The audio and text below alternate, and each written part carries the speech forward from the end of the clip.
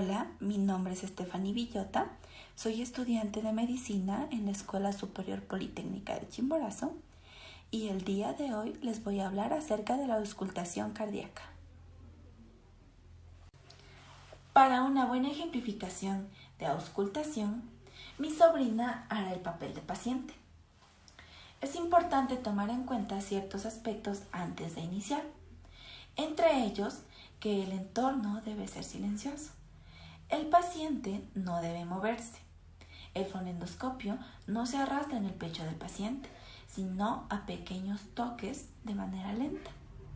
Debemos concentrarnos al momento de auscultar. Y si la campana es colocada directamente en el pecho del paciente, debemos calentarla para no generar incomodidad. Es así que en este momento auscultaremos los 4 focos cardíacos. El primero es el foco aórtico. Este se encuentra en el segundo espacio intercostal derecho.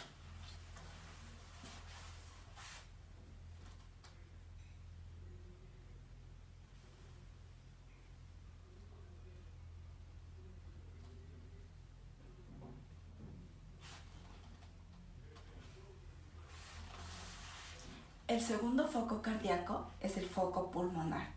Este se encuentra en el borde del segundo espacio intercostal izquierdo.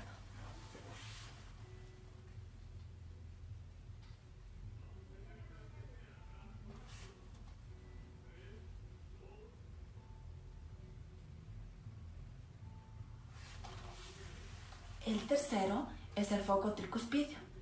Este se encuentra en el cuarto espacio intercostal izquierdo.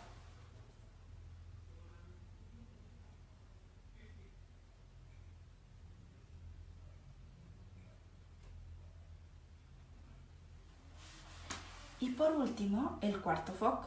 Este es el foco mitral. Se encuentra en el quinto espacio intercostal en la línea medioclavicular.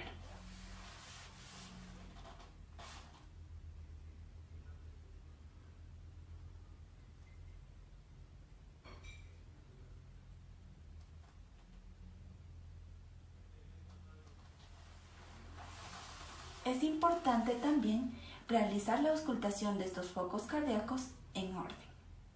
Muchas gracias.